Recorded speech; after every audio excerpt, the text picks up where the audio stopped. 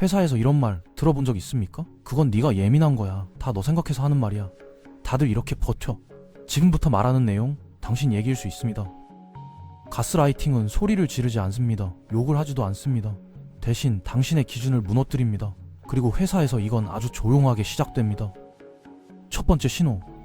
문제가 생기면 항상 당신 탓입니다.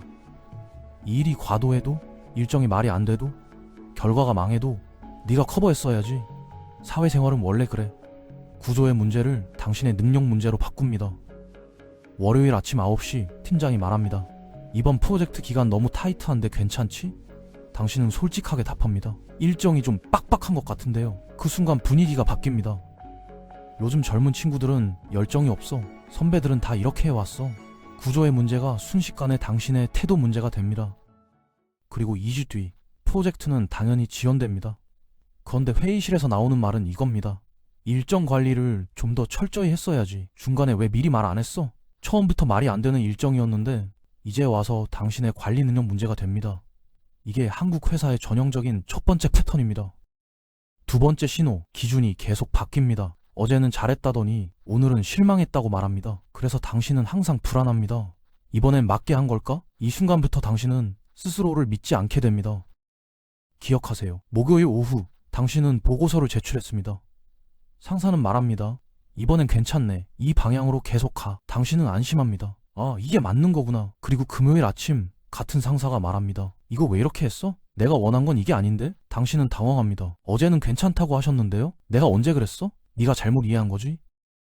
이 순간 당신의 기억이 흔들립니다. 내가 잘못 들은 건가? 내가 이해를 못한 건가? 그리고 다음 보고서를 쓸 때 당신은 10번도 넘게 고민합니다. 이게 맞나? 저게 맞나? 자신감은 사라지고 불안만 남습니다. 이게 한국 조직 문화에서 가장 흔한 두 번째 함정입니다. 세 번째 신호, 존중은 없고 희생만 요구합니다.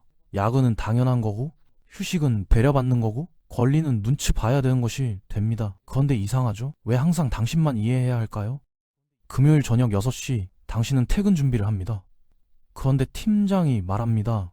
오늘 회식인 거 알지? 다 오는 거야. 당신은 약속이 있어서 빠지고 싶습니다. 조심스럽게 말합니다. 저 오늘 약속이 있어서요. 팀장의 표정이 굳습니다. 요즘 애들은 팀워크가 없어? 나 때는 회식도 업무였는데? 그리고 다음 주 월요일 분위기가 이상합니다. 중요한 프로젝트에서 당신만 빠져 있습니다. 연차를 쓰려고 할 때도 마찬가지입니다. 지금 바쁜 거 알지? 좀 미룰 수 없어? 근데 팀장은 갑자기 오전에 개인 일정으로 자리를 비웁니다. 설명도 없습니다. 당신의 휴식은 민폐가 되지만 윗사람의 부재는 당연한 것이 됩니다. 이게 한국 회사에서 말하는 배려의 실체입니다. 네 번째 신호, 당신의 감정을 무시합니다. 그 정도 가지고 상처받아? 농담도 못 받아? 감정을 표현하면 예민하다는 말이 돌아옵니다. 회의 중에 당신의 의견이 묵살됩니다.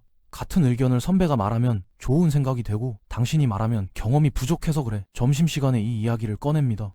아까 제 말은 왜 안 들으셨을까요? 선배가 웃으며 말합니다. 너무 예민하게 받아들이지 마. 회사가 원래 그래. 당신은 혼란스럽습니다. 내가 예민한 건가? 내가 과민 반응한 건가? 그리고 다음부터는 입을 닫습니다. 말해봤자 소용없어. 내가 예민한 걸 수도 있고. 이 순간 가스라이팅은 성공합니다. 당신이 스스로 입을 막았기 때문입니다. 다섯 번째 신호, 성과는 조직의 것이고 실패는 개인의 것입니다. 프로젝트가 성공하면 우리 팀이 잘했다. 프로젝트가 실패하면 네가 제대로 못했다. 당신이 3개월 동안 밤을 새워 만든 기획안이 통과됩니다. 임원회의에서 팀장이 발표합니다. 저희 팀이 준비한 안입니다. 당신의 이름은 없습니다. 그런데 같은 기획이 문제가 생기면 이렇게 바뀝니다. 김대리가 준비한 건데 검토가 부족했네. 승진 시즌이 됩니다. 당신은 올해 실적이 좋았습니다. 그런데 승진 명단에 이름이 없습니다. 네가 실적은 좋은데 아직 연차가 부족해. 그런데 옆팀 후배는 당신보다 연차가 적은데 승진했습니다. 걔는 특별한 경우야. 기준은 항상 당신에게만 다르게 적용됩니다. 여섯 번째 신호, 당신을 고립시킵니다.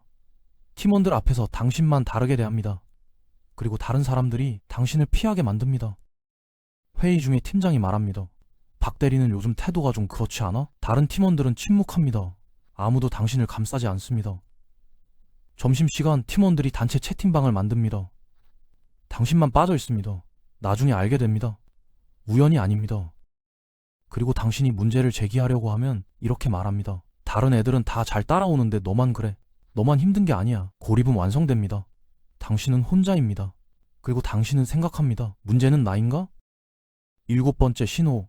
떠나려고 하면 죄책감을 심습니다. 지금까지 투자한 시간이 아깝지 않아? 여기서 못 버티면 다른 데 가도 똑같아. 배은망덕하게. 사표를 꺼내려는 순간 팀장이 말합니다. 요즘 힘들지? 내가 다 이해해. 조금만 버텨봐. 그리고 2주 뒤 똑같은 상황이 반복됩니다. 다시 사표를 꺼내면 이번엔 다르게 나옵니다. 지금까지 우리가 너한테 얼마나 투자했는데 요즘 취업시장 어려운 거 알지? 당신은 흔들립니다. 그래, 여기가 최악은 아니지. 다른 데 가면 더 힘들 수도 있고. 그리고 다시 자리로 돌아갑니다. 이게 한국 회사가 사람을 붙잡는 마지막 방법입니다. 희망이 아니라 두려움으로. 가장 무서운 건 이겁니다. 당신이 회사를 원망하지 않고 자기 자신을 탓하기 시작할 때 내가 부족한가? 내가 사회성이 없는가? 이때 가스라이팅은 완성됩니다. 당신은 주말에도 불안합니다. 월요일이 두렵습니다. 출근길에 배가 아픕니다. 그런데 이상한 건 당신은 회사를 원망하지 않습니다. 대신 이렇게 생각합니다. 내가 좀 더 잘했으면 됐을 텐데 내가 눈치가 없어 그런가? 내가 사회생활을 못하나? 친구가 묻습니다. 너 요즘 왜 그래? 회사가 문제 아니야? 당신은 회사를 감쌉니다. 아니야, 회사는 괜찮아. 내가 적응을 못하는 거지. 이 순간이 가장 위험합니다. 문제의 원인을 외부가 아니라 내부로 돌리기 시작했기 때문입니다. 그럼 어떻게 해야 할까요? 첫 번째, 기록하세요. 말이 바뀌는 순간을 기록하세요. 어제는 이렇게 말했는데 오늘은 저렇게 말한다. 기록은 당신의 기억을 지킵니다. 가스라이팅은 기억을 흐리는 것부터 시작하기 때문입니다. 두 번째, 경계를 만드세요. 이건 제 업무가 아닙니다. 이건 제 책임 범위가 아닙니다. 명확하게 말하세요. 애매하면 당신 탓이 됩니다. 한국 회사는 경계가 없는 사람을 가장 쉽게 착취합니다. 세 번째, 혼자 판단하지 마세요. 밖에 사람에게 물어보세요. 이 상황 정상인가요? 조직 안에 있으면 기준이 무너집니다. 외부의 시선이 필요합니다. 네 번째, 떠날 준비를 하세요. 당장 사표를 내라는 게 아닙니다. 언제든 떠날 수 있다는 확신이 당신을 지킵니다. 이력서를 업데이트하세요. 이직 시장을 보세요. 선택지가 있으면 당신은 덜 흔들립니다. 마지막, 기억하세요. 회사가 당신을 키워주는 게 아니라 당신이 회사를 소모하고 있을 수도 있습니다. 성장은 핑계일 수 있습니다. 여기서 버티면 성장한다. 고생 끝에 낙이 온다. 아닙니다. 어떤 고생은 그냥 고생입니다. 지금 이 이야기 당신 회사 얘기 같았습니까? 댓글에 이 말 우리 회사에서도 들었다 한 줄만 남겨보세요. 당신만 겪는 일이 아닙니다.